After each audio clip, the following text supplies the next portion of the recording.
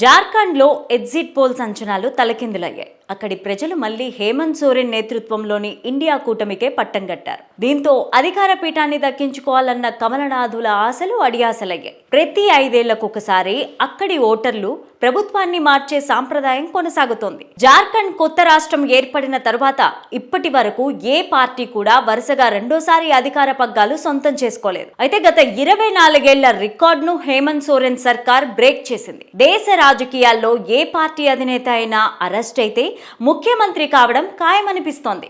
ఇప్పుడు జార్ఖండ్ అసెంబ్లీ ఎన్నికల ఫలితాలు చూసిన తరువాత అది నిజమనిపిస్తోంది. జార్ఖండ్ మూర్తి మోర్చాతో పాటు ఇండియా కూటమి దూసుకుపోతోంది. అయితే కాంగ్రెస్ కూటమి మాత్రం ఇక్కడ గెలవడానికి హేమంత్ సోరెన్ ప్రధాన కారణంగా చెప్పడంలో ఏమాత్రం సందేహం లేదు. జార్ఖండ్లో జేఎంఎం కూటమి విజయానికి 2 అంశాలు కలిసొచ్చాయని చెప్పొచ్చు. జేఎంఎం కాంగ్రెస్ కూటమి ఈ రెండు కూడా ఎన్నికల్లో బ్రహ్మాస్త్రాలుగా పనిచేశాయి. ఇందులో ఒకటి సీఎం మయ్యా యోజన కింద మహిళలకు నెలకు 2500 సహాయం అందించడం, రెండవది హేమంత్ సోరెన్ ను జైలుకు పంపడం కూడా ప్రజల్లో సెంటిమెంట్ రాజేసింది. హేమంత్ సోరెన్ అరెస్టు ఈ ఎన్నికల్లో బాగా కలిసొచ్చిందని రాజకీయ విశ్లేషకులు చెబుతున్నారు. బొగ్గు గనుల కుంభకోణం, మనీ లాండరింగ్ కేసుల్లో ముఖ్యమంత్రిగా ఉన్న హేమంత్ సోరెన్ ను ఈడీ అధికారులు అరెస్ట్ చేశారు. కొన్ని నెలల పాటు జైల్లో ఉన్నారు. జైలు నుంచి వచ్చిన తరువాత తిరిగి ముఖ్యమంత్రి అయ్యారు.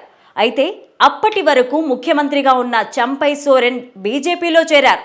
బీజేపీలోకి వెళ్లేందుకు చంపై సోరెన్ చేసిన ప్రయత్నాలు కూడా ప్రజల్లో వ్యతిరేకతను పెంచాయనే అభిప్రాయం వ్యక్తమవుతోంది. అన్యాయంగా హేమంత్ సోరెన్ రాజకీయ కక్షతోనే జైల్లో పెట్టారని ప్రజలు అభిప్రాయపడ్డట్టు తెలుస్తోంది.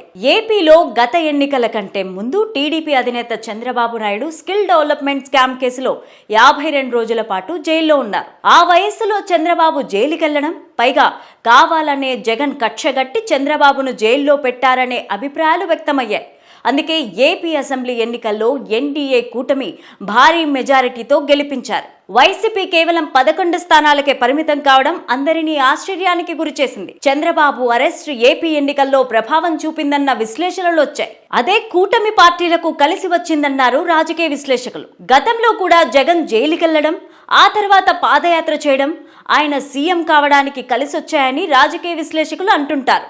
ఇప్పుడు హేమంత్ సోరెన్ విషయంలో కూడా జైలు సెంటిమెంట్ వర్కౌట్ అవ్వడంతో ఈ చర్చ మరోసారి తెరపైకొచ్చింది. ఇదే విషయంపై విశ్లేషకులు మరో మాట కూడా చెప్తున్నారు.